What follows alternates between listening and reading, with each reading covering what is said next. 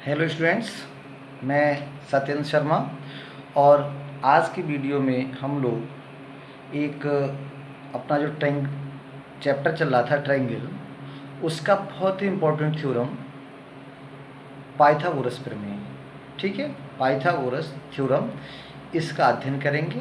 Exam की दृष्टि से ये थ्योरम जो है वो बहुत ही इम्पोर्टेंट है, ठीक है।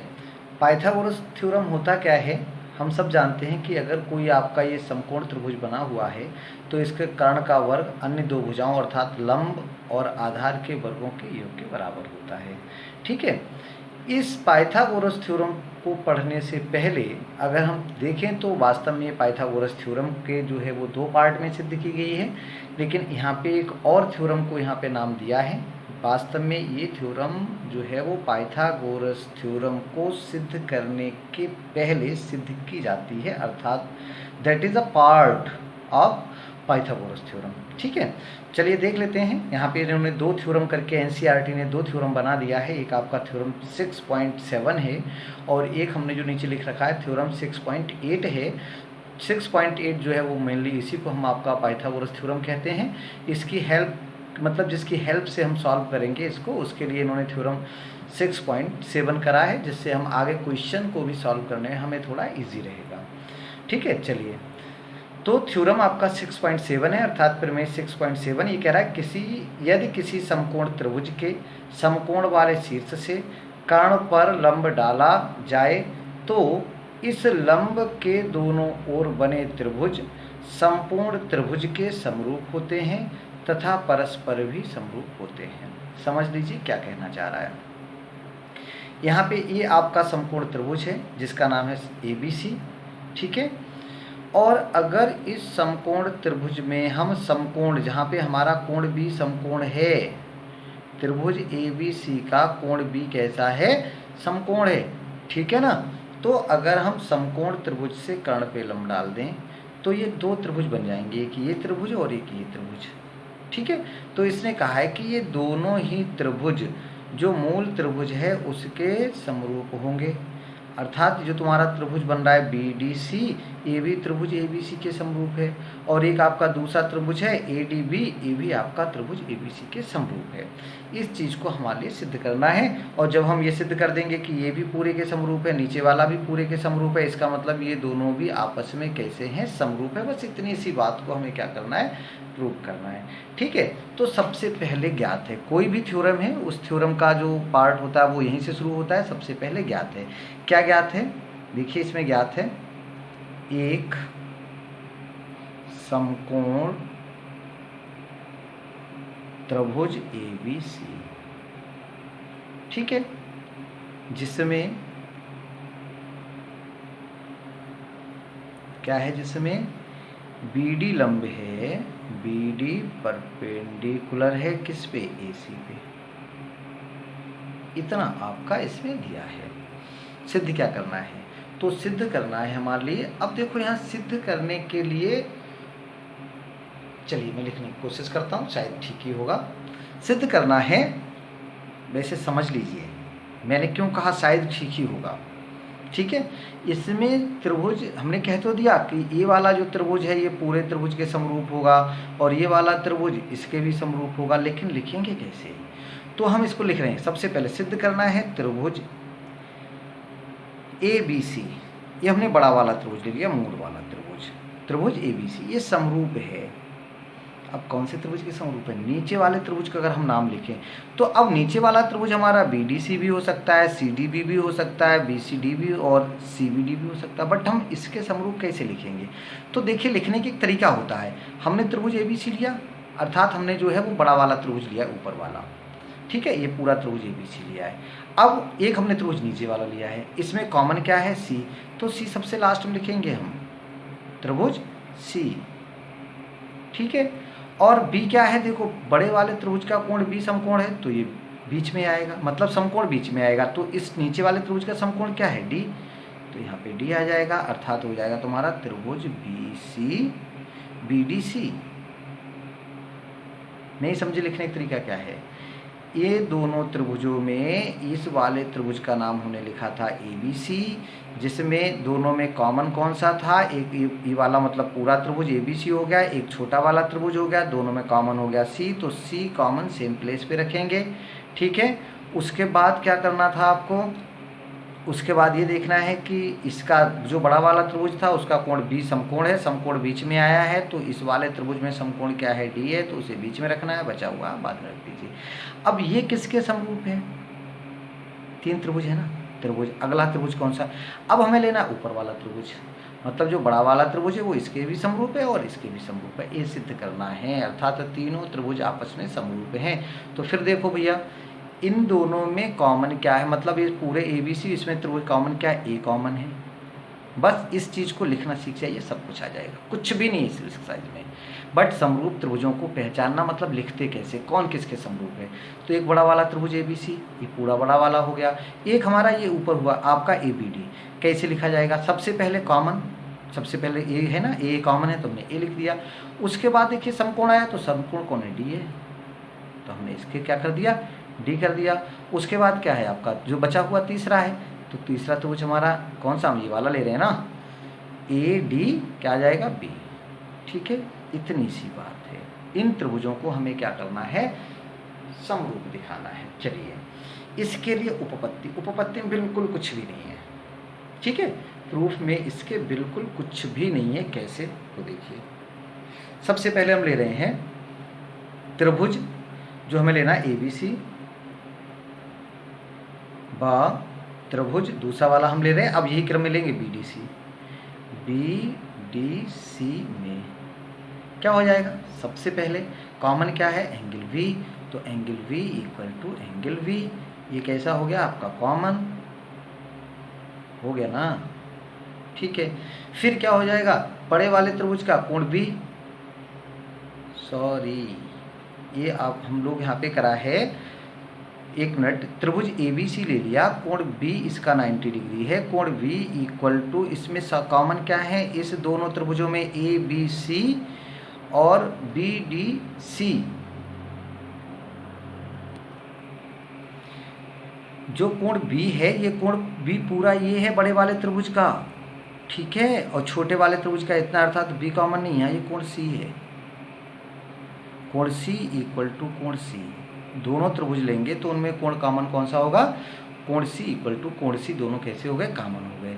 अब हो जाएगा कोण ABC, कोण ABC ये इक्वल टू कितना होगा, मतलब ये 90 डिग्री है, कोण ABC इक्वल टू कोण CDB, कोण CDB ये क्या हो गया, ईच 90 डिग्री। इसलिए कौन सी कंडीशन आती है यहाँ पे, एंगल एंगल एंगल समरूपता, समरूपता कसौटी से, कसौटी से त्रिभुज कैसे हो गए, त्रिभुज ABC समरूप हो गया किसके, त्रिभुज त्रिभुज BDC, त्रिभुज ये वाला है ना B, ये यहाँ लिखिए BDC, त्रिभुज BDC, और एक हमने अपना प्रूव कर लिया। ठीक है ना, एक तो प्रूव हो गया। अब अगर चाहो तो वैसे लिख दो, या हम लिख सकते हैं इसी प्रकार, तो हम आगे यहाँ पे जैसे हमने इसको लिखा है हम इस लिख सकते हैं कि इसी प्रकार, इसी प्रकार हम सिद्ध कर सकते हैं, कर सकते हैं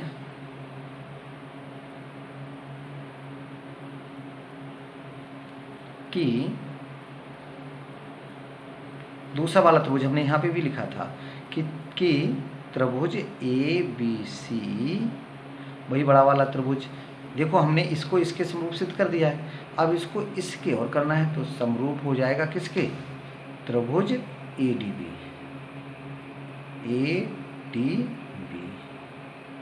ठीक है, ये हुआ। अगर हम इसको समीकरण दे दें 1 और इसे कह दें समीकरण 2, तो समीकरण 1 व 2 से, समीकरण 1 व 2 से जो हमारा सिद्ध करना था वो सिद्ध हो गया। क्या? त्रिभुज ABC समरूप है त्रिभुज BDC और जो समरूप है त्रिभुज ADB, त्रिभुज ADB।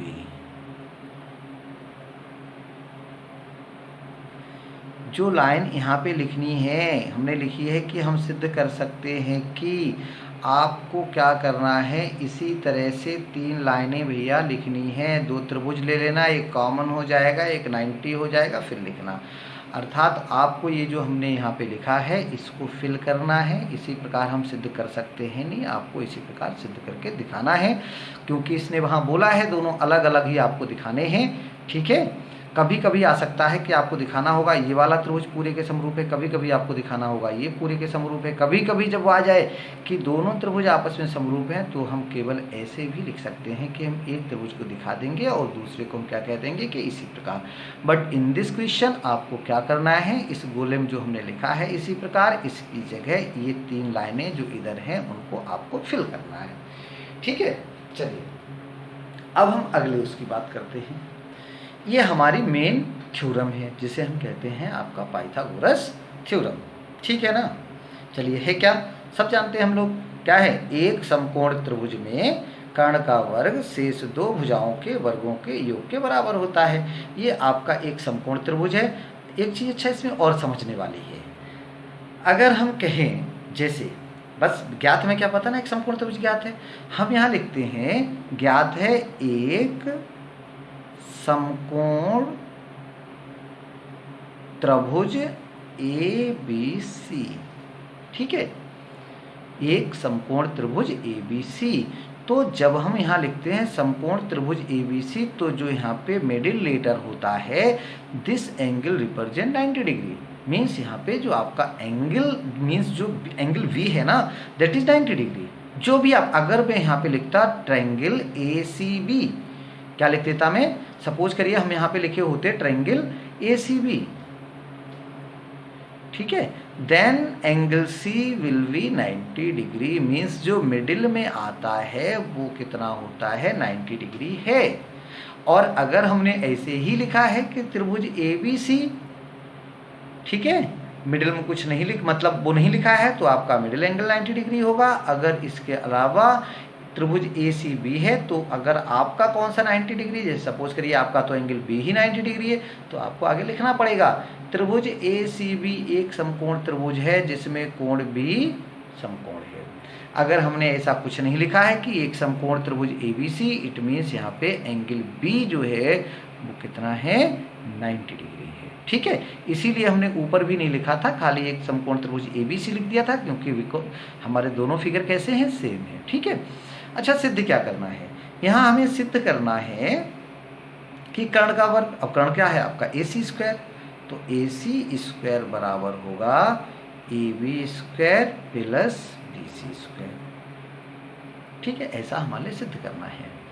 सिद्ध करने के लिए हमें रचना भी करनी पड़ेगी। ठीक है ना, सिद्ध करने के लिए हमें क्या पड़ेगा, इसकी रचना करनी पड़ेगी। तो रचना करके हम इस फिगर को जस्ट इस टाइप का बनाएंगे जैसा कि ये है।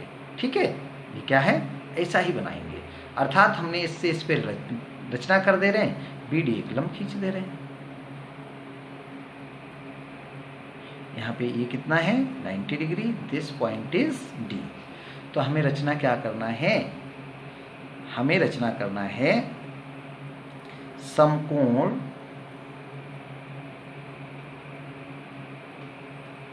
B से, समकोण B से AC पर लंब, AC पर लंब BD खींचा। ये होगी रचना भाई, जरा सी है, कुछ नहीं है। अब जो मेन समझने वाली बात है भाई उसे समझ लो भैया। बार बार कहता हूँ ये जो हम करा रहे हैं बहुत छोटे में करा रहे हैं, पूरी ज्योमेट्री, इतना छोटा तुम्हें मिलेगा नहीं।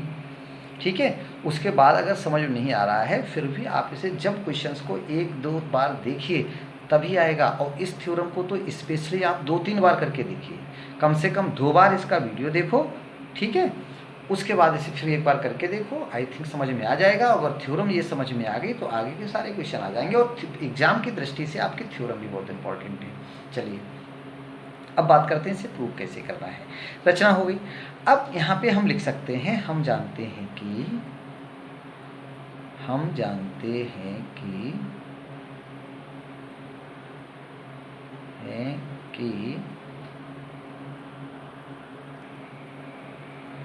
जानते हैं कि किसी समकोण त्रिभुज में समकोण वाले शीर्ष से डाला गया लंब त्रिभुज को दो समरूप त्रिभुजों में विभाजित करता है, जो मूल त्रिभुज के भी लिखा है के भी समरूप होते हैं। ठीक है, मतलब जो अभी अभी हमने थ्योरम को सॉल्व किया ना, मैंने प्रूव किया जो नेक्स्ट अभी अभी वाली थ्योरम, कि यहाँ पे ये जो दो त्रिभुज हैं ये त्रिभुज आपस में समरूप होंगे और मूल त्रिभुज के भी कैसा होगा, समरूप होगा। ठीक है, अर्थात ठीक है, इसलिए हमने अभी अभी ऊपर लिखा है, इसलिए त्रिभुज, मैं यहाँ दिखा नहीं रहा हूँ, इसलिए त्रिभुज आपका जो ए बी सी होगा, ऊपर वाले क्वेश्चन को आप लोग अगर लिख लिया हो तो उसमें देखिए ए बी सी समरूप होगा किसके, त्रिभुज B D C, B D C. मतलब यहाँ फिर देखो, अगर मैं दिखाऊं, जो त्रिभुज आपका ए बी सी है वो त्रिभुज बी डी सी के समरूप होगा। ये बात समझ में आ गई? ठीक है, इतनी तो बात शायद समझ में आ गई होगी। चलिए, अच्छा नीचे दिख नहीं रहा है, हमें थोड़ा इसमें दिखाना भी है, मैं इधर कर ले रहा हूँ। देखो ये जो पूरा त्रिभुज है, हमने वही लिखा है कि ये वो जो पूरा त्रिभुज है वो इस आधे त्रिभुज के समरूप होगा। ठीक है, इस चीज़ को लिखिए, अर्थात हमारे एक पूरा त्रिभुज लेना है, एक छोटा वाला त्रिभुज लेना है। ठीक है, अब इससे और क्या लें, इससे आपको ये देखना है कि आपका देखिए ए बी स्क्वायर और बी सी स्क्वायर आ रहा है, ए बी स्क्वायर और बी सी स्क्वायर आ रहा है। हमें नीचे वाला त्रिभुज लिया है, तो नीचे वाले त्रिभुज में देखो बी सी जो है वो उभयनिष्ठ भुजा, हमें उभयनिष्ठ भुजा देखना है। जो हमने समरूप मतलब ऐसे त्रिभुज देखे हैं उनमें हमें कौन सी भुजा देखनी है, समरूप त्रिभुजों में उभयनिष्ठ भुजा देखनी है। तो उभयनिष्ठ भुजा इस पूरे में और नीचे वाले त्रिभुज में उभयनिष्ठ भुजा आपकी बी सी है कि नहीं, है ना। चलो मैं यहाँ फिर लिख दे रहा हूँ, इसलिए कौन से हमने त्रिभुज लिए था, त्रिभुज ए बी सी, ये समरूप है किसके, त्रिभुज बी डी सी। अभी अभी लिखा, वही दोबारा लिख रहा हूँ, बी डी सी। ठीक है, इसलिए देखने की जरूरत नहीं है। चलिए, ये समरूप है, अगर दो त्रिभुज समरूप हैं इसलिए क्या होगा उसे सही से समझ लो। ठीक है, हमें जो उभयनिष्ठ भुजा है उसका स्क्वायर लाना है, उभयनिष्ठ भुजा का स्क्वायर लाना है। तो जो आपकी थेल्स की प्रमेय थी, समरूप त्रिभुजों में जो समानुपात मतलब आपकी करस्पॉन्डिंग साइड्स होती हैं वो कैसी होती है, प्रोपोर्शनल होती हैं। तो वही लिखना है। यहाँ पे हमने साइड लिया बी सी, इसका साइड हमने क्या लिया, बी सी, तो यहाँ हो जाएगा बी सी अपॉन, अब इसके करस्पॉन्डिंग साइड क्या होगी भाई, डी सी, इसके करस्पॉन्डिंग साइड क्या होगी, D C, means B C upon D C, ये किसके प्रोपोर्शनल होगा, ये करस्पॉन्डिंग साइड का रेशियो है। आगे आप कोई सी भी करस्पॉन्डिंग साइड लीजिए, बट हमें कौन सी लेनी है भाई, हमें तो बी सी स्क्वायर लेना है ना, हमें क्या करना है, बी सी स्क्वायर लेना है, ये बी सी है, तो अपॉन में हम बी सी ले, भाई क्रॉस मल्टीप्लाई करेंगे तभी तो बी सी होगा, तो यहाँ पे हम ले लें बी सी, अर्थात ये कौन नीचे है इस वाले त्रिभुज, ये हमने लिया बी सी। ठीक है, तो यहाँ पे क्या आएगा आपका ए सी, है ना, बी सी के करस्पॉन्डिंग डी सी था, अब इधर बी सी के करस्पॉन्डिंग आपका ए सी हो, तो आपका हो जाएगा ए सी अपॉन बी सी। और अब आप इसकी क्या करें, क्रॉस मल्टीप्लाई कर लें, तो आपका B C square equal to हो जाएगा B C square equal to A C into D C, A C into D C. भैया बहुत संभल के समझना इसे, that is my equation 1, right. अब फिर देखते हैं, तथा दोबारा फिर वही त्रिभुज लिखेंगे हम, ए बी सी, त्रिभुज ए बी सी, त्रिभुज ए बी सी, ये ऊपर वाले त्रिभुज के भी समरूप है, ऊपर वाला त्रिभुज अर्थात ये वाला त्रिभुज हमने ऊपर ही लिख दिए थे, आपको अच्छे से लिखना बताया था कि आपका ये दोनों नीचे वाले त्रिभुज का बी डी सी लिखेंगे, इसे आप ए डी बी कहेंगे। तो त्रिभुज ए बी सी किसके समरूप होगा, त्रिभुज ए डी बी समरूप है, त्रिभुज किसके, ए डी बी। त्रिभुज ए डी बी। जब आपने समरूप त्रिभुजों को समझ गए कैसे लिखा जाएगा, पहली वीडियो में अभी पहली थ्योरम में बताया था, उसे अच्छे से लिख लोगे तो कुछ दिक्कत नहीं आएगी। अब यहाँ से मान ले, देखो हमने यहाँ से BC² तो निकाल लिया है, यहाँ हमें BC² लाना था तो BC² हमने इससे निकाल लिया, अब हमें लाना है AB²। ठीक है, तो यहाँ पे हमारी ओवेनिस्ट साइड भी शायद AB ही है, देखो AB है ना दोनों में। ठीक है, तो यहाँ हम ले रहे हैं AB, पहले थ्योरम का AB, तो इधर आ जाएगा आपका AB अपॉन, अब AB के करस्पॉन्डिंग क्या है भाई, AD। AB के करस्पॉन्डिंग क्या है, AD, तो अपॉन में आ गया आपका AD बराबर इक्वल टू में क्या लेना, अब हमें फिर अपॉन में AB लेना है, अर्थात दूसरे वाले त्रिभुज की हमें AB लेना है, तो इधर क्या आएगा AC, ये लिख दो AC। ठीक है, लिख लिया। ठीक है, अब क्या करें, अब हमें इनकी क्रॉस मल्टीप्लाई करना है, तो कर लेते हैं भाई। क्या आ जाएगा आपका AB² equal to AC into AD, AC into AD। ठीक है, दैट इज इक्वेशन 2, हमने इसे नाम दे दिया इक्वेशन 2। अब भाई इन दोनों थ्योरम को देखिए, समीकरण 1 प्लस दे दोगे, 1 हो गया 1 2 हो गया, समीकरण इक्वेशन 1 प्लस 2, 1 प्लस 2 से देखो इधर क्या हो जाएगा आपका, समीकरण 1 का क्या है BC², सो BC² प्लस इसका क्या है AB², ये इक्वल टू किसके होगा, देखो इधर AC इंटू DC, तो AC इंटू DC प्लस इसका क्या है AC इंटू AD, तो AC इंटू AD। ठीक है, क्या हो सकता है इसमें, BC² plus AB² equal to, इनमें कुछ दिख रहा है कॉमन है कि नहीं है, अरे भैया AC कॉमन है, नहीं है, ले लो कॉमन AC कॉमन, तो क्या आएगा आपका DC प्लस, भैया E कॉमन ले लिया AC, तो DC और इधर क्या बचा प्लस AD। समझ में आ गया होगा आई थिंक, अरे आ गया समझ में। ठीक है, देखो ये क्या होगा अब आपका BC² plus AB² equal to, अब ये तो लिख ले रहा हूँ मैं इसे AC, चलो ये AC हो गया, इनटू जहाँ कोई साइन नहीं होता देयर इनटू। अब देखो DC plus AD, DC plus AD, जरा मैं आता हूँ अपने चित्र में, ये हो गया आपका देखिए DC प्लस AD मिला के क्या हो गया AC है ना। ठीक है, तो यहाँ हो गया आपका AC इंटू AC, क्यों, क्योंकि आपका DC plus AD equal to क्या होता है, क्या है AC है, वो रख दिया AC। ठीक है, तो ये आपका हो गया भाई, हो गया group theorem, BC² plus AB² equal to AC², और यही हमको प्रूव करना था, सो प्रूव्ड। ठीक है ना, ये तो एक हमने एक उसके ऊपर आपको बता दिया, मतलब लेकिन इसमें आपको थ्योरम जो ट्रायंगल्स है ना वो अच्छे से पहचानने हैं। अब मैं एक आपको जस्ट तुक्का टाइप बता रहा हूँ, अगर नहीं समझ में आया है तो देखो यहाँ पे मेन चीज़ यही तो है, आपको त्रिभुज कौन से लेने हैं, यहाँ पे त्रिभुज कौन से लेने हैं समझ गए होंगे, मतलब एक बड़ा त्रिभुज लेना है और उसके साथ एक छोटा त्रिभुज लेना है, एक बार एक नीचे वाला त्रिभुज ले लीजिए, उसके साथ एक बार बड़ा त्रिभुज ले लीजिए। और यहाँ पे जैसे इसे देखो, जो भी त्रिभुज आए आपको AB से स्टार्ट करना है, AB² लाना, तो एक तो आप AB यहाँ लिख दीजिए, AB यहाँ लिख दिया ना, इधर क्या हो जाएगा, दो साइडें इधर आ जाएंगी AD AC, मतलब चारों आपके देखो A से स्टार्ट हो रहे ना, तो AB इधर AB और इधर हो जाएगा AD और AC। ठीक है, ये AD और AC क्या है, वो इसी के पार्ट होंगे भाई, AD और AC। AD जब आप ये वाला त्रिभुज लेंगे तो आपका CD होगा, ये वाला त्रिभुज लेंगे तो आपका AD होगा, एक बार आधी एक बार पूरी। ठीक है, और ऐसे ही यहाँ पे हम अगर C से स्टार्ट करें तो देखो CB upon CD equal to CA upon CB, एक कॉमन जो पॉइंट है वो आ जाएगा, CC हो जाएंगे। आई थिंक आपको शायद समझ में आ गई होगी। इस थ्योरम को एक दो बार और देखिए, जब ये समझ में आ जाएगा अगली वीडियो में हम लोग इस पे बेस्ड मीन्स पाइथागोरस थ्योरम पे बेस्ड जो कुछ क्वेश्चंस हैं, इसकी वर्ड प्रॉब्लम्स हैं, उनको सॉल्व करेंगे। धन्यवाद।